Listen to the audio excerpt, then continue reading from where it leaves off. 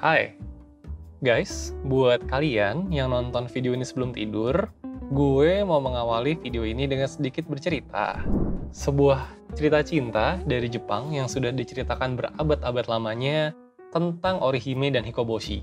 Jadi gini, dulu ada seorang pemuda yatim piatu dan seorang penggembala sapi, namanya adalah Hikoboshi. Suatu hari, waktu dia lagi duduk di bawah pohon dan mainin seruling, ada burung dara yang menyamperin dia. Saat nyentuh tanah, burung dara itu berubah jadi wanita cantik, namanya Orihime.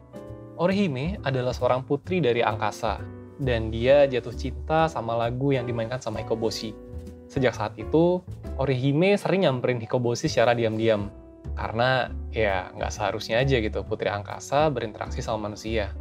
Pada suatu hari, ayah Orihime, yang kebetulan adalah raja dari angkasa, tahu kalau anaknya ngobrol sama manusia, dan dia marah besar. Orihime bersikeras kalau Orihime cinta sama Hikoboshi, dan dia bersikukuh kalau mereka mau bersama. Karena raja ini sayang sama anaknya, ya udahlah, dia kabulkan permintaan Orihime. Mereka berdua diubah menjadi bintang di langit. Tapi nih, meskipun udah sama-sama jadi bintang, ternyata mereka tetap nggak bisa bersatu.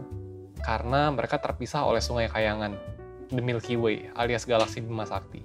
Orihime menangis dan sekelompok burung mendengar tangisan si putri. Akhirnya, mereka membuatkan sebuah jembatan yang melintasi sungai kayangan agar Hikoboshi dan Orihime bisa bertemu setiap tahun di bulan ke-7 di tanggal ke-7. Saat ini, Orihime kita kenal sebagai bintang Vega, bintang paling cerah di rasi bintang Lyra, dan Hikoboshi adalah Altair, bintang paling terang di rasi bintang Aquila. Keduanya adalah salah dua bintang paling terang di langit kita dan berada di bagian langit yang berbeda. Tapi, setiap tanggal 7, bulan 7, kita bisa melihat adanya jembatan dari sinar bintang yang menghubungkan keduanya. Dan saat itulah Orihime dan Hikoboshi bisa bertemu. Di Jepang, tanggal itu diperingati sedalam hari Tanabata, atau Festival Bintang. Dan ini sebetulnya diadaptasi dari tradisi yang lebih tua lagi dari Tiongkok, yaitu Festival Kishi. Tentu saja kenyataannya adalah kebalikannya. Bintang Vega dan Altair udah kelihatan seperti itu dari bumi sejak jutaan tahun yang lalu. Bahwa keduanya adalah bintang yang sangat terang, dan satu tahun sekali akan ada hari di mana mereka berdua seolah terhubung oleh jembatan dari cahaya bintang lainnya. Dan karena peristiwa itulah lantas muncul kisah cinta antara Hikoboshi dan Orihime. Menarik ya? Manusia tuh bisa ngebangun sebuah kisah cinta yang sangat romantis cuma dengan mengamati dua bintang yang sebetulnya sangat berjauhan. Altair dan Vega ini sebetulnya tuh jaraknya tuh beneran jauh. Kurang lebih sekitar 78 triliun kilometer. 78 triliun cuy. LDR-an Jakarta-Paris aja itu tuh cuma 11.000 kilometer. Ini 78 triliun, alias 7 miliar kali lebih jauh daripada itu. Tapi uniknya, kalau dilihat dari bumi, di bulan Juli pas musim panas, kita bisa melihat rasi bintang yang ngebentuk jadi jembatan.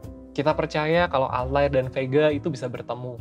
Padahal ya, 78 triliun kilometer. Bumi aja, satu kali muterin matahari, itu orbitnya tuh cuma 900 juta kilometer. Dan butuh 1 tahun tuh buat muterin. Ini 78 triliun kilometer.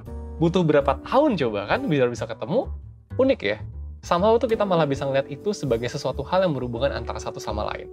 Nah, di video ini, 1% bakal berusaha ngejawab pertanyaan ini dari sudut pandang psikologi. Jadi, santaikan badan lo, tonton video sampai habis, ntar lo ngerti deh. Kenapa sih kita tuh menghubung-hubungkan bintang kayak gini gitu. Bahkan lebih daripada sekedar Vega dan Altair, kita bahkan bikin sebuah sistem penanggalan yang lengkap berdasarkan rasi bintang. Dan kita percaya bahwa rasi-rasi bintang itu berpengaruh terhadap hidup kita. Simak video sampai habis ya.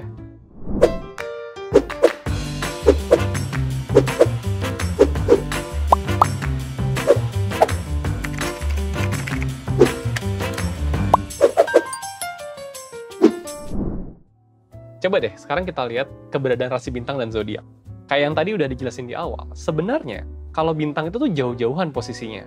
Triliunan kilometer antara satu sama lainnya. Kayak Altair sama Vega aja gitu, yang jaraknya tuh miliaran kali Jakarta-Paris.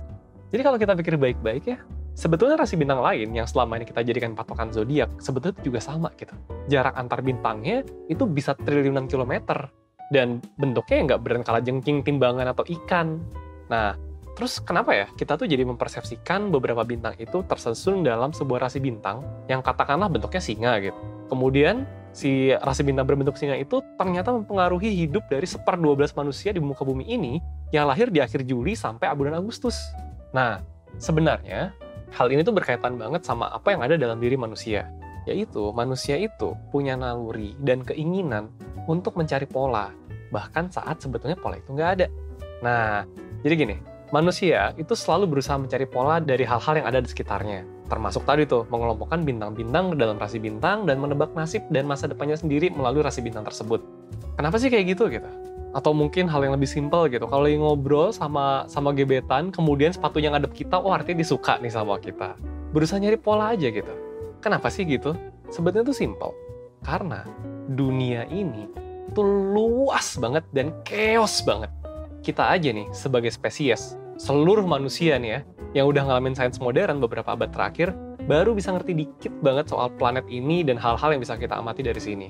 Apalagi kalau kita cuma sebagai satu persatu individu nih. Bayangin aja, lo tahu rasi bintang Orion nggak? Nah, terkenal tuh, ada 3 bintang yang jadi ikat pinggang Orion.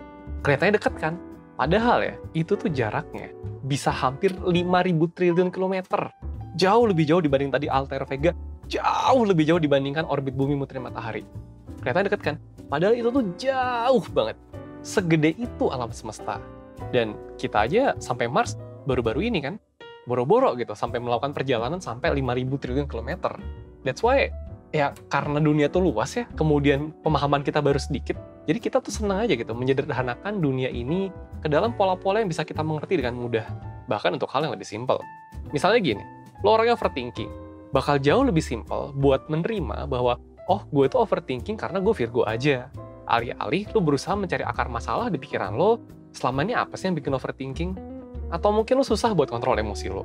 Terus lo bisa bilang simply, oh karena gue emang Leo aja gitu. Itu lebih mudah kan, dibandingkan lo belajar soal emosi manusia, dan menganalisis kenapa sih lo susah kontrol emosi lo. Dan itu ngasih ketenangan aja kan. Bahwa lo bisa ngerasa, lo tuh ngerti kenapa diri lo begini, dan lo mesti ngapain sama hidup lo. Jadi in a way, kalau lo bertanya kenapa manusia tuh suka sama zodiak, sio, tarot, ramalan bola kristal, dan lain sebagainya, jawabannya ya tadi, simply ngasih kita ketenangan aja gitu. Kalau lo cemas sama masa depan lo, terus lo datang gitu ya ke peramal tarot, lalu dibilang bahwa oh masa depan lo bakal baik-baik aja, rasanya lebih tenang aja gitu kan. Dan di zaman dimana semua orang rentan overthinking, karena zaman sekarang tuh semua bergerak sangat cepat dan berubah sangat cepat, ketenangan tuh adalah sesuatu yang dicari-cari banget sama orang. Makanya tadi, kita jadi mencari pola-pola dan keteraturan yang sebetulnya ya nggak bisa dibilang beran ada juga sih, kayak rasi bintang ataupun zodiak. Dalam psikologi, hal ini namanya adalah illusory pattern perception. Sebuah kecenderungan manusia untuk melihat sebuah pola kejadian yang sebenarnya nggak ada. Manusia itu pada dasarnya butuh keteraturan kok.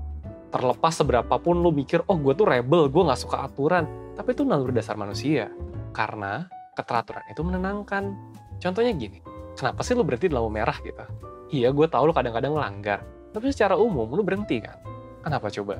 Karena lu tahu pasti, kalau lu cuma jalan di lampu hijau, kemungkinan lu buat ditabrak jadi jauh lebih kecil dibandingkan kalau lu jalan pas lampu merah. Dan jadi nggak was-was aja kan? Coba deh, lu bandingin sama perasaan lu ketika lu nerobos lampu merah. Lu takut ditabrak, takut diserempet, takut ditangkap polisi, takut diklaksonin seantero jalan. Jauh lebih tenang buat lu ketika lu cuma jalan pas lampu hijau. Sayangnya, ada banyak banget hal di hidup kita yang nggak ada lampu merah atau hijau yang jelasnya. Mau coba sesuatu yang baru misalnya, mau PDKT, mau ganti bidang pekerjaan, nggak ada tuh lampu merah atau lampu hijau yang nyata, yang bisa ngasih tahu lo sekarang boleh nih coba sesuatu yang baru. Oh, lo sebaiknya berhenti aja PDKT-nya gitu. Dan jadi was-was aja gitu kan. Bener nggak ya? Maju nggak ya? Lanjut nggak ya? Dan suka atau nggak ya, hal-hal kayak zodiak itu bisa ngebantu lo ngasih itu, ngasih ketenangan. Terlepas ya bener atau nggak ya. Misalnya gini, lo PDKT, lo ragu mau maju atau nggak. Terus lu cek nih, lu googling di internet nih, kecocokan berdasarkan tanggal lahir gitu. Lu masukin tanggal lahir lu masukin tanggal lahir dia gitu. Wah katanya cocok, wah jadi lebih pede aja kan buat lanjut kan. Meskipun ya tadi, belum tentu bener juga. Tapi at least, itu tuh bisa ngebantuin lo ngerasa lebih santai sama langkah lo. Dan balik lagi, ini zaman sangat dinamis. Makanya, meskipun gue sangat gak percaya sama zodiak, gue bisa ngerti kenapa banyak orang yang percaya sama hal ini. Tapi ingat, zodiak itu nggak ada bukti ilmiahnya sama sekali. Dan bisa jadi lo mengambil langkah yang salah karena lo terlalu percaya sama zodiak ataupun bentuk ramalan lainnya. Salah satunya adalah kalau misalkan lo jadi ngebat sendiri lo karena ramalan yang lo terima. Contohnya gini, lo overthinking nih, tapi lo Virgo gitu kan. Kan katanya Virgo overthinking ya. Terus ya udah aja gitu, lo jadi pasrah dan terima bahwa oh ya udah gue emang orangnya overthinking, gue Virgo. Padahal ya orang dari semua zodiak itu juga bisa overthinking. Dan lu bisa banget ngatasin masalah overthinking lo itu dengan cara yang tepat. Tapi bisa jadi lu nggak ngelakuin itu kalau lu udah mikir, ya udah sih gue emang Virgo, jadi orangnya begini. Nah, gini. 1% sering banget bilang di beberapa video kita, pahami kalau emang ada hal-hal di dunia ini yang nggak bisa kita kontrol, atau bahkan ya kita nggak bisa paham gitu. Salah satu alasan illusory pattern perception ini muncul adalah karena kita tuh punya kecenderungan buat mencari pola yang bisa bikin kita paham dan rasanya kita bisa ngontrol aja gitu. Padahal emang nggak semuanya bisa kita kontrol dan pahami. Oleh karenanya, penting juga buat paham apa-apa yang bisa dikontrol dan fokus ke hal-hal tersebut. Kita ngerti banget kalau hal-hal tersebut mungkin bisa bikin lo nggak nyaman, mungkin bisa bikin lo terganggu sehari-hari. Dan itu semua ya mungkin karena lo belum ngerti aja gimana caranya manage hal-hal tersebut. Kayak misalnya tadi, gimana caranya manage overthinking gitu kan. Bukan dengan cara menerima bahwa lo Virgo gitu. Gimana caranya ngontrol emosi gitu. Ya itu bukan karena lo Leo gitu, lo emosional. Dan termasuk juga kayak misalkan gimana caranya bikin keputusan yang bijak dan lain sebagainya. 1% sendiri udah ngeluarin banyak banget video yang bisa ngebantu lo melakukannya. Contohnya ini nih, video yang ngebahas CBT buat lo yang lagi overthinking. Atau video ini nih, buat lo yang mau belajar gimana caranya ngambil keputusan, dan banyak video lain yang bisa lo simak di channel YouTube kita. Tapi ya, masalah hidup lo mungkin kompleks. Dan meskipun lo nonton ya semua video 10 menitan 1% gitu, mungkin belum cukup buat ngebantuin lo buat mengerti apa sih yang sebetulnya terjadi di hidup lo jadi banyak masalahnya gitu. It's okay. Kita punya lebih dari sekedar video. Kita punya layanan konsultasi yang dilayani oleh mentor-mentor 1% yang semuanya merupakan sarjana psikologi dari fakultas-fakultas psikologi terbaik di Indonesia yang sudah terlatih dan berpengalaman ngebantuin puluhan ribu orang untuk merapikan hidup dan pikiran mereka. Oleh karenanya, lu nggak perlu ragu lagi sama kemampuan mereka buat bantuin lu bebas dari pemikiran irasional serta negatif yang bisa jadi ngerugiin diri lu sendiri atau masalah-masalah lainnya. Mentor 1% siap buat ngedengerin lo dan ngebantu lo keluar dari masalah ini, tanpa judgement dan solutif. Lo juga bakal dapat arahan buat menyelesaikan masalah lo, kayak masalah nggak punya kontrol tadi ya. Mungkin solusinya justru dengan sadar bahwa emang ada hal yang nggak bisa kita kontrol dalam hidup. Nah, gimana cara sadarnya nanti diajarin. Jadi, jangan biarkan hal-hal kayak gini bikin lo stres. Gimana caranya nanti diarahin kok sama mentornya, tenang aja. Solusinya tuh bakal dirancang secara personal buat lo. Soalnya kita juga bakal mempertimbangkan berdasarkan hasil-hasil tes psikologi yang dikasih ke lo. Bakal ada worksheet, ini kayak semacam lembar kerja personal buat lo refleksi dan merencanakan solusi dari masalah-masalah yang lo hadapin. Kalau lo sampai titik ini masih dengerin suara gue sambil manggut-manggut, gue rasa lo tuh emang butuh layanan ini. Jadi, lo cek aja langsung di website kita di 1%.net atau cek link yang ada di deskripsi video ya. Semua info layanan kita, termasuk soal promo-promonya, kayak tadi, kalau perhatiin baik-baik, tim YouTube 1% sempat naruh kode promo di video ini. Nah, mana coba kode promonya? Kalau lo ketinggalan promosinya, it's okay. Follow Instagram @konsultasi1% biar up to date sama info promosi lainnya ya. Nah, sekarang gue pengen tahu nih, gimana sih pandangan lo soal pembahasan ini? Kalau lo punya tanggapan atau cerita, langsung tulis di kolom komen ya. Gue Rizky dari 1%, bye!